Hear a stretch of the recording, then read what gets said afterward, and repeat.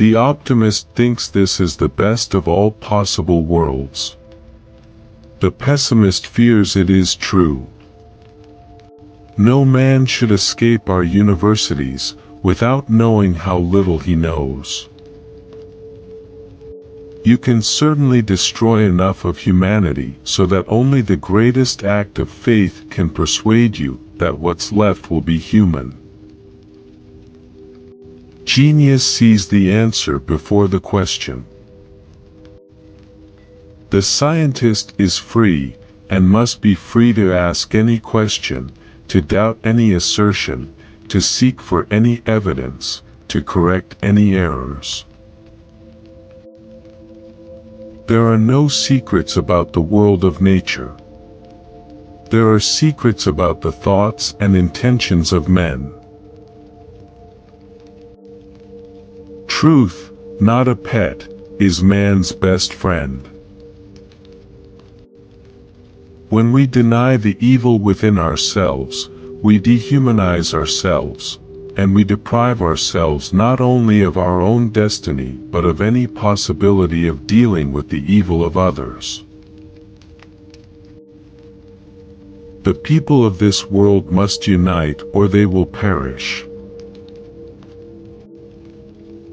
Both the man of science and the man of art live always at the edge of mystery, surrounded by it.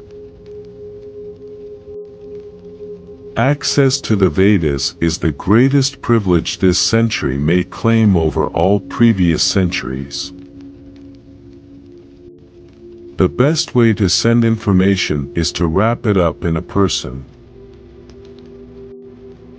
We may be likened to two scorpions in a bottle, each capable of killing the other, but only at the risk of his own life. Science is not everything, but science is very beautiful. We know too much for one man to know too much. Sometimes the answer to fear does not lie in trying to explain away the causes, sometimes the answer lies in courage. We do not believe any group of men adequate enough or wise enough to operate without scrutiny or without criticism. Any man whose errors take 10 years to correct is quite a man. When you see something that is technically sweet, you go ahead and do it. To try to be happy is to try to build a machine with no other specification than that it shall run noiselessly. Taken as a story of human achievement and human blindness, the discoveries in the sciences are among the great epics. We know that the only way to avoid error is to detect it, that the only way to detect it is to be free to inquire. We know that in secrecy error, undetected, will flourish and subvert. I need physics more than friends. Pragmatism is an intellectually safe but ultimately sterile philosophy. In a free world, if it is to remain free, we must maintain, with our lives if need be, but surely by our lives, the opportunity for a man to learn anything. We know that the wages of secrecy are corruption. We know that in secrecy error, undetected, will flourish and subvert. It is a profound and necessary truth that the deep things in science are not found because they are useful, they are found because it was possible to find them. The most beautiful philosophical song existing in any known tongue. We may anticipate a state of affairs in which two great powers will each be in a position to put an end to the civilization and life of the other. Everyone wants rather to be pleasing to women, and that desire is not altogether, though it is very largely, a manifestation of vanity. The open society, the unrestricted access to knowledge, the unplanned and uninhibited association of men for its furtherance, these are what may make a vast, complex, ever-growing, ever-changing, ever more specialized and expert technological world, nevertheless a world of human community. The atomic bomb made the prospect of future war unendurable. It has led us up those last few steps to the mountain pass, and beyond there is a different country. The physicists have known sin, and this is a knowledge which they cannot lose. A pragmatist is concerned with results, not reality. There are children playing in the streets who could solve some of my top problems in physics, because they have modes of sensory perception that I lost long ago. The theory of our modern technique shows that nothing is as practical as theory. This is a world in which each of us, knowing his limitations, knowing the evils of superficiality and the terrors of fatigue, will have to cling to what is close to him, to what he knows, to what he can do. This world of ours is a new world, in which the unit of knowledge, the nature of human communities, the order of society, the order of ideas, the very notions of society and culture have changed, and will not return to what they have been in the past. What is new, not because it has never been there before, but because it has changed in quality. There is something irreversible about acquiring knowledge, and the simulation of the search for it differs in a most profound way from the reality.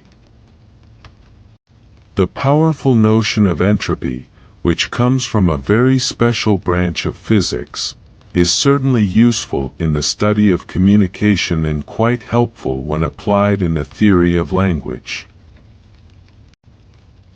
The history of science is rich in example of the fruitfulness of bringing two sets of techniques, two sets of ideas, developed in separate contexts for the pursuit of new truth, into touch with one another.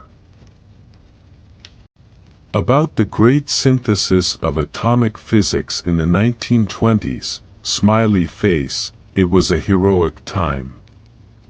It was not the doing of any one man, it involved the collaboration of scores of scientists from many different lands.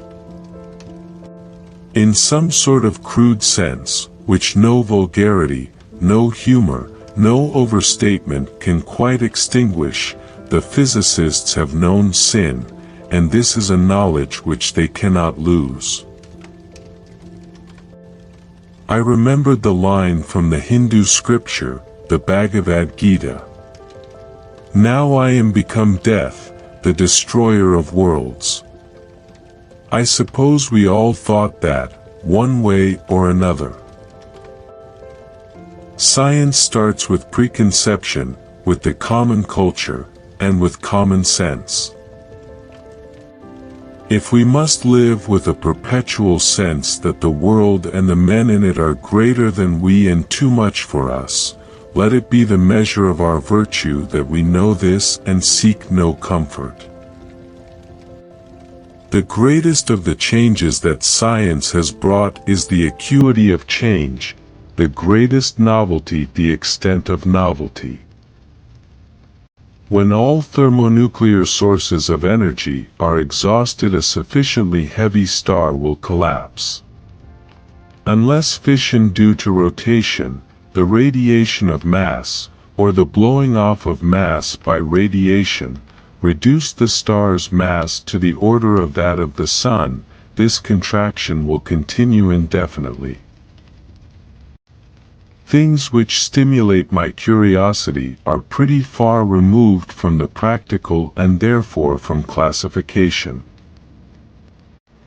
All history teaches us that these questions that we think the pressing ones will be transmuted before they are answered, that they will be replaced by others, and that the very process of discovery will shatter the concepts that we today use to describe our puzzlement. Discovery follows discovery, each both raising and answering questions, each ending a long search, and each providing the new instruments for a new search. In the material sciences these are and have been, and are most surely likely to continue to be heroic days.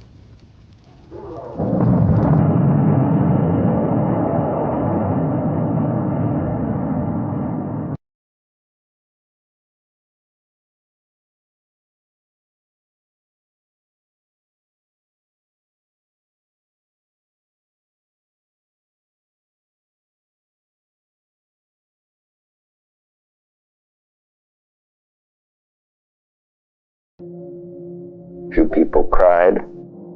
Most people were silent.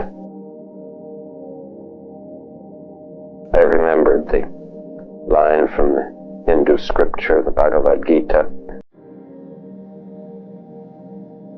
Vishnu is trying to persuade the prince that he should do his duty, and to impress him takes on his multi-armed form and says, "Now I am become death, the destroyer of worlds."